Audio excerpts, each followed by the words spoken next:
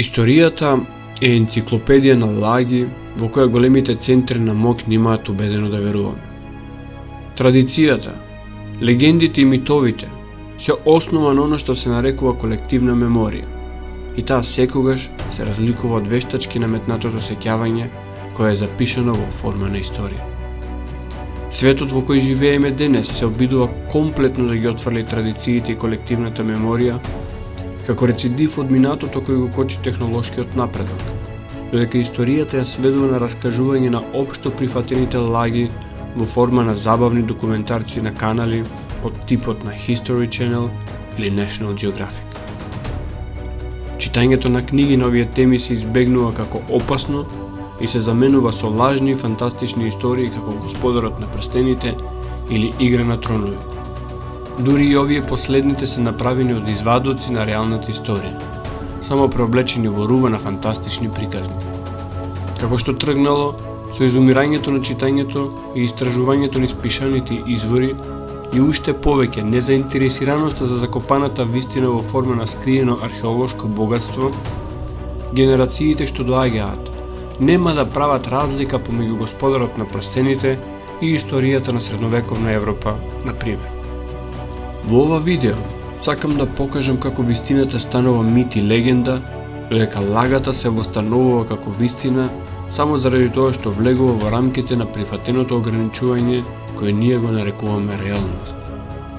За полесно гледање на ова видео, подобро е да немате рамки, зашто зајачката дупка нема дно, како што универзумот на можности е неограничен. Во моите видеа се провлекува лајт мотивот кој јас упорно го повторувам дека ние живееме на планета чии што господари не сме ние луѓето, туку друга форма на живот супериорна на нас. Видеа каде што можете да го сретнете тој наратив се секако видеото за монотеизмот, за робовладетелството и редица други. Комплетна листа на видеа каде што сум го обработувал тој феномен ќе имате во описот на ова видео. Во овој контекст, некој од вас побара да направам видео за 25 декември, за римските Сатурналии, за темната нова година на Јанус. Барем тоа беа наметнатите теми.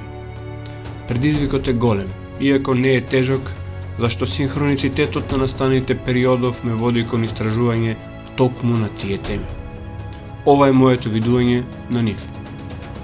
Девид Icke рече: "Whenever they go, an empire is rising." Прашањето е: Who are they? Кои се тие?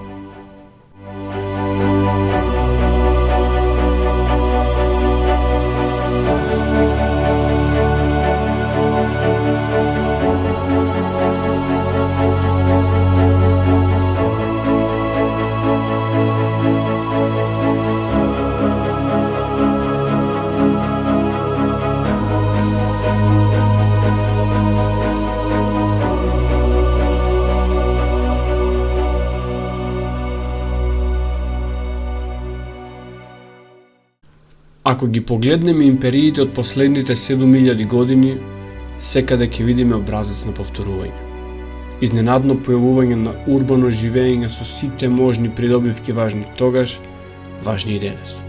Архитектура, писменост и книжевност, уметност, администрација, пољоделство и сточарство, водоводна мрежа, војска и ми се чини најважното од се, пантеон на божество и организирана религија со храмови, свештенство и комплексен систем на религиозни церемонии. Овој образец го наоѓаме во Сумер, во Акад, Вавилон, Персија, Хититското царство, Египет и го наоѓаме секако во Рим. Веројатно не бил целиот свет на древноста устроен во царство. Постоеле автохтони заедници на секаде низ светот кои имали и различен менталитет и различни верувања, пред се мирољубиви и во симбиоза со природата.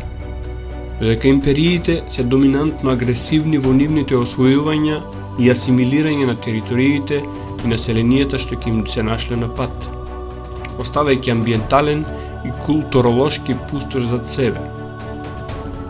Се во ова за грабање и трупање на ресурси од кои најважен е секако златото. Нелогично и несфатливо зошто толку ги привлекувало златото, Ако знаеме дека ние како цивилизација до појавата на електрониката, каде што се употребува заради неговите својства на суперпроводник, немавме практична примена за овој метал. Очигледно има нешто под површината што не може да се види на прв поглед. Не може да се види кои се тие за кои зборува Дейвид Айк, а некако се поврзани со сите империи кои биле и ќе бидат на оваа планета. Сепак, на бизарен начин се среќаваат во речиси сите цивилизации и култури ширум светот. Во христијанството се познати како демони. Во исламот ги среќаваме како джини или иблиси, додека гностиците ги нарекуваат аркони. Во истата група можеме да ги вброиме и сумерските анунаки, односно старозаветните Елохим. Мој личен впечаток е дека првата група се нематеријални, енергетски, односно астрални ентитети, додека вториве, Анунаки и Елохим, се во инкарнирана форма.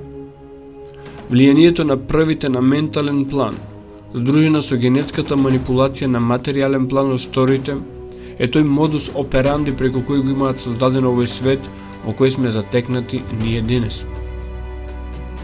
За мене лично интерпретацијата на гностиците има најголема прецизност и релевантност. Затоа и покрај тоа што детално ја обработува во моето видео Kill them all, God will know his own, овде ќе ја повторам накратко заради доброто разбирање на изнесеното во ова видео. Гностичкото учење е дуалистичко, според кое еден е Богот творец на духовниот универзум, односно вистинскиот Бог во кој тие верувале, додека Богот творец на материјалниот свет е Богот Демиург. Овој Демиург е всушност главниот на веќе споменатите аркони. И за самите гностици не постои разлика помеѓу него и старозаветниот Бог Јахве или Јехова.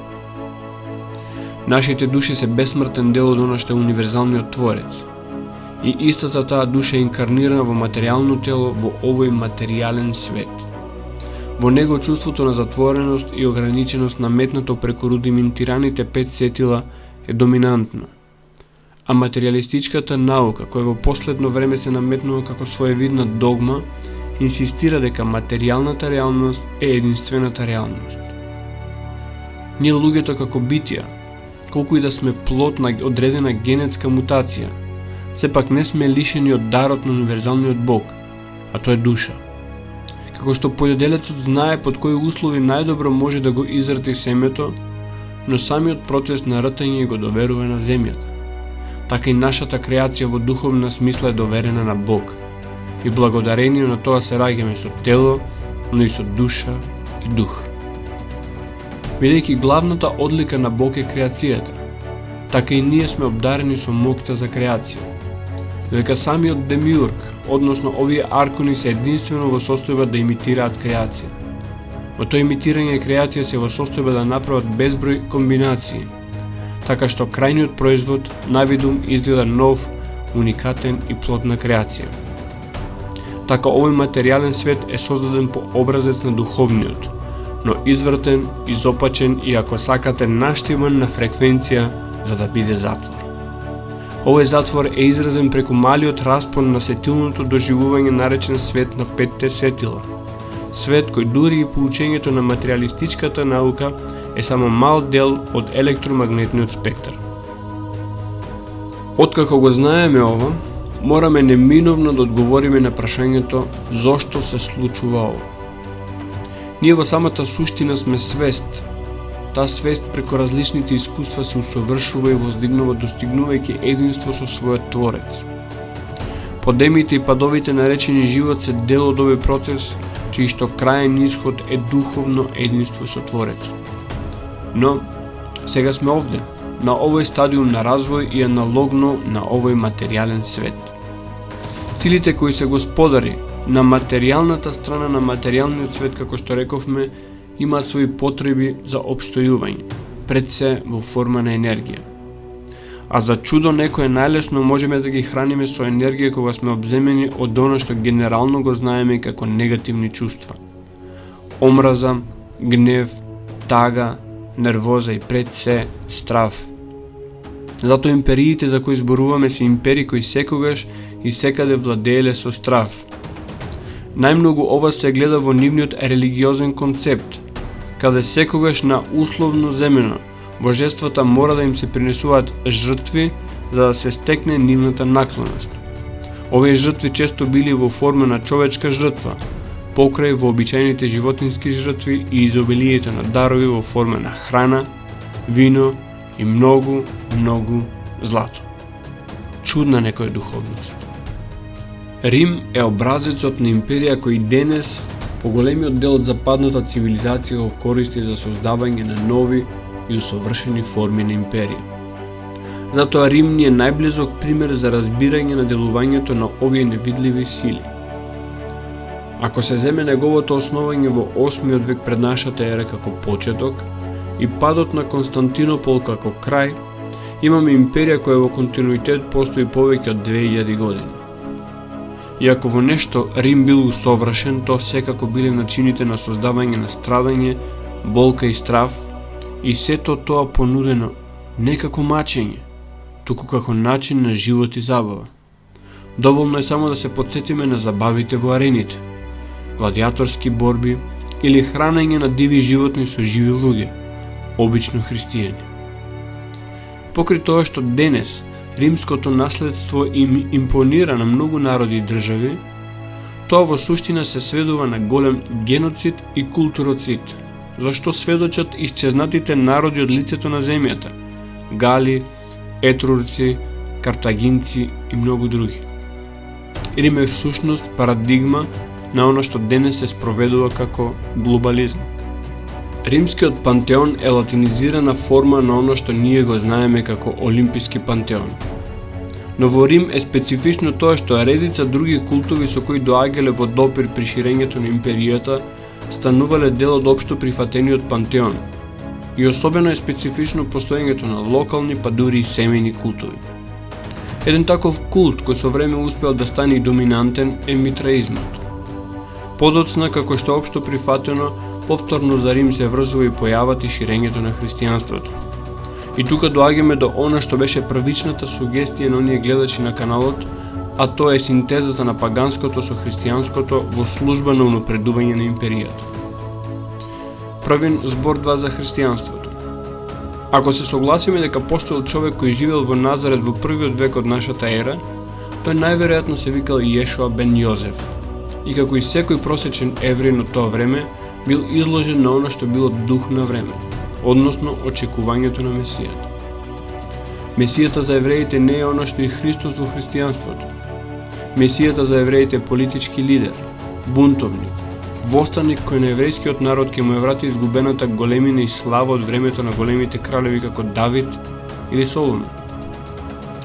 Аналогно на ова, како добар евреин, повеќе е веројатно да бил посветен на револуционерна активност отколку ширење пораки за љубов и понизност. Затоа апокривните текстови имаат поголема веродостојност отколку канонските евангелија. Јешуа бен Јозеф својата погибија има најдено на крстот заради неговата желба за ослободување на својот народ. Истиот тој народ ќе биде поразен во бунтот против римјаните во 70-та година од нашата ера. Храмот во Ерусалим ќе биде разрушен, а евреите трајно раселени низ империјата, како казна за нивната непослушност. Лик што во овој период одигрува важна улога е еврејскиот историчар Јосиф Флавиј. Тој потекнува од еврејско свештенско семејство, но поради неговата соработка со римјаните, заминува во Рим каде бил посвоен од Тито, синот на императорот Веспазијан. Подоцна, уживајќи во сите привилегии добиени од Тито и поседувањето на римско државјанство, се посветува на пишување на монументалните книги, еврејски древности и римско-еврејски војни. Книги кои во добар дел повлијаеле во формирањето на идеалот за Христос, каков што го знаеме денес, со неговите идеи за љубов и вртање на другиот образ, различни од реалноста во која живеел просечниот евреин во првиот век во Јудеја, а тоа секако било време на римска окупација и угнетување, при што бунтовите, а не миролюбивоста, доминирале. Бунтови кои резултирале со разорнување на Ерусалим од страна на римјаните во 70-та година од нашата ера. Идејата за еден бог како небесен цар, еден император како земен цар и еден инкарниран син на небесниот цар кој се саможртвува за искупување на гревовите на целото човештво преку понизност и послушност, е секако конструкција на подоцнежното римско царство, која оваа идеја има видено како совршена за држање во духовна покорност на огромната маса народи под нивно владение. Оваа идеја со својата иконографија е буквално накалемена на она што во Рим претходно бил иницијацијскиот култ наречен митраизам и неговото централно божество Сол Инвиктус. 25 декември е денот наречен Диес Наталис, или денот на раѓањето на непобедливото сонце, ден кој го означувал крајот на прославите наречени Сатурналии. Највисокиот степен во култот на митраизмот бил седмиот и имал назив Патер, односно татко. Од тука христијанските поглавари го имаат превземено називот Патриарх. Додека од кратенката ПП произлегува и називот Папа, кој истовремено ја носи и староримската титула на Понтиф Максимус. Во првите неколку векови од нашата ера, Рим го достигнува зенитот на својата империјална ера, поширувајќи се територијално до невидени размери. Империјата била толку голема што буквално целиот Медитеран бил римска земја, а самото море го именувале како Маре Нострум или Наше море. Таа големина била огромна и станала тешка за владење од еден центар. Исто како што политеистичката идеја била тешка за пресликување во политичка смисла. И последно, христијанството станувало се пораширено не само меѓу робовите и плебот, туку и кај римската аристократија и војска. Сега, христијанството од првите векови не треба да го замислуваме како монолитна религија со еден центар. Римскиот бискуп, односно подоцна римскиот папа, не бил она што е денес, туку бил само еден од многуто епископи на помесни цркви. Всушност црквите од Антиохија или Александрија во тоа време имале многу поважна улога отколку самата римска црква. Рим како град бил доста декадентен и самата политичка моќ одамна била поместена кон исток. Самиот Рим бил сведен на церемонијална престолнина. Во вакви околности се наоѓала империјата во 4 век. Во тетрархијата, систем на 4 владетели, односно двајца Августи и двајца Цезари, Константин бил само еден од августите, и тоа бил император во екстремниот запад на империјата. Впрочем, устоличувањето за император го затекнува во Британија, што во тоа време била периферија на империјата. Константин бил типичен римски паган. Во различни периоди бил посветен на различни римски божества: Марс, Јупитер, а подоцна и Сол Инвиктус. Легендата вели дека бил крстен дури на смртна постела. Она што го прави интересен Константин во нашата приказна е фактот дека бил одличен политичар и опортунист. За неговиот живот овде немаме простор да зборуваме, но едно е факт дека не бил поразличен од повеќето римски императори. Бил опортунист, свиреп и безмилосен. Редицата убиства на ривали кои биле дури и блиски членови на неговото семејство тоа го потврдуваат. Истиот овој Константин, откако се потврдува како единствен император, во правец на затврснување на својата власт го законува христијанството како официјална религија во империјата. Но не било кое христијанство, туку христијанството кое на одличен начин ќе отсликува дека Христос е небесен цар, дека Константин цар на земјата. За таа цел е организиран соборот во Никеја, град во денешна Турција, каде во присуство на патриарсите на поважните помесни цркви, малтена на преговарачка маса се договорени контурите на оно што денес го познаваме како христијанска црква. Овде е одлучена конечната верзија на Библијата, кои евангелија и кои книги да влезат, а кои да бидат отфрлени, а со тоа и бидат прогласени за ерес. Овде е создадено и Никејското кредо, кој денес го наоѓаме како символ на верата. Учењето на Арии бива отфрлено и денес е познато како аријанска ерес. Прифаќањето на христијанството во Римската империја нормално дека било олеснето со неговото преклопување со старите римски религиозни практики, пред се со оние на веќе споменатиот митраизам. Така за ден на раѓањето на Исус се зема митраистичкиот Диес Наталис, односно 25 декември, ден во кој астрономски сонцето почнува со своето искачување на хоризонтот, додека Великден, односно Воскресението, секогаш се пресметува во однос на пролетната раноденица. денот во кој траењето на денот станува подолго од траењето на ноќта. Чиста соларна аналогија. Од друга страна, помалите и локални божества кои биле чествувани локално или на одредена територија биле маскирани во христијанските светци. На овој начин, суштинскиот култ кој бил пагански се трансформира во монотеистички, односно христијански. Паганизмот во Рим никогаш немал врска со обожување на абстрактни богови, туку реално физичко служење на антропоморфни, а сепак супериорни битија. Митраизмот со својот култ на Сол Инвиктус е прамодел на сите тајни друштва кои ги знаеме од денешницава. Масони, илуминати, черепи коски, па дури и самите католички редови како језуити или Опус Деи. А самото сонце, ако се повикаме на Деви Тајк, е темното сонце, односно Сатурн. Дури и самата Библија во Откровението по Јован за Исус вели: Јас, Исус, го испратив својот ангел да ви го посведочи ова по црквите. Јас сум корен и род Давидов, сјајната звезда Деница. А звездата Деница добро знаеме дека е Луцифер. И се во ова е некако поврзано со оној материјалистички матрикс на петте сетила, во кој како да сме програмирани, при што религијата само не оддалечува од Бог и ништо повеќе. Како што реков, зајачката дупка е без дно, а ова беше само мало заграбување под површината на голата реалност. Јас сум Татунчо, драги пријатели. Секој добро.